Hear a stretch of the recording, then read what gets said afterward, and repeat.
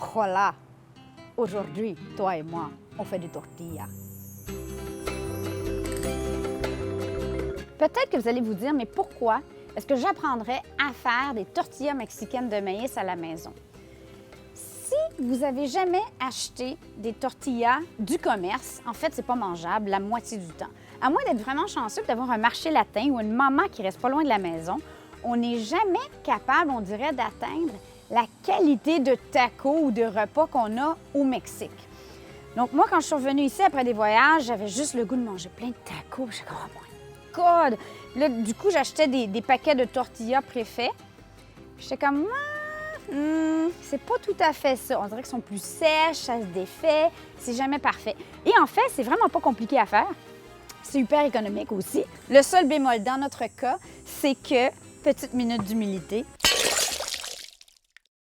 ça fait au moins 8 mois qu'on n'en a pas fait parce qu'on commence juste à peine à se remettre de notre vengeance de Montezuma ou notre tourista familial en décembre. Si vous ne vous rappelez pas, vous irez voir l'épisode ici de notre petite famille, la petite bête à Sayulita. Mais du coup, on a un petit peu perdu le goût de la cuisine mexicaine. Mais là, ça revient.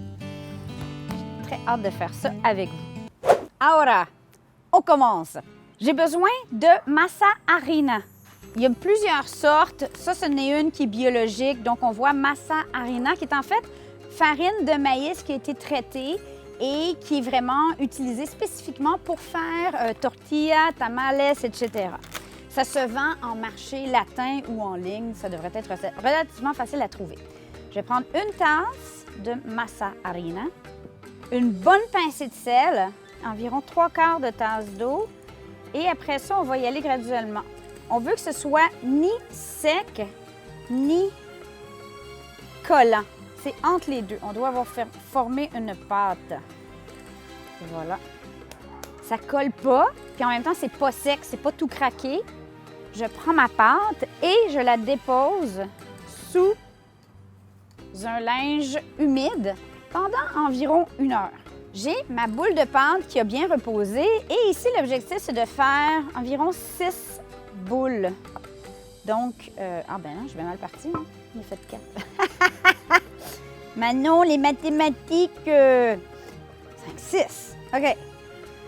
On en fait simplement des boules. Comme ça.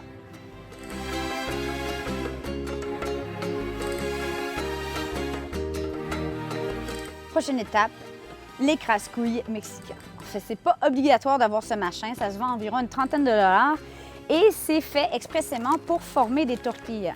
Je mets une surface de plastique dessous.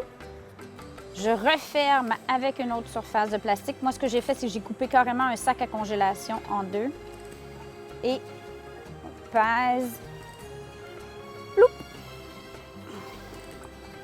Tada! Maintenant, on ouvre petit sac de plastique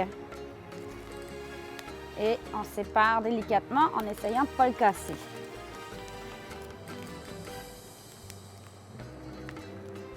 C'est pas joli? Si vous n'avez pas le machin écrase-couille mexicain, vous pourriez tout simplement prendre un sac de plastique, on met la boule, on met le sac de plastique et puis là, vous prenez quelque chose à fond plat, soit un caclon ou une assiette et on pèse. On a une tortilla, bon, un peu plus épaisse, mais qui est quand même fort jolie, elle était plus petite.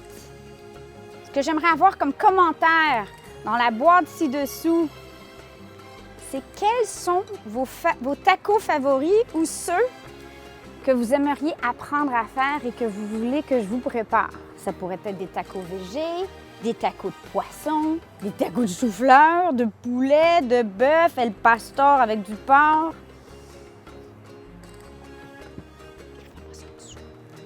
Là, on attend que ça se mette à friser un petit peu et que ça semble un petit peu translucide.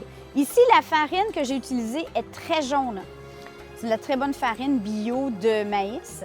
Souvent, ça va être plus blanc que ça. Donc, ça dépend. Vous pourriez utiliser du maïs bleu. Ça va faire à ce moment-là des tortillas bleues. Voilà. On va le laisser environ 1 minute.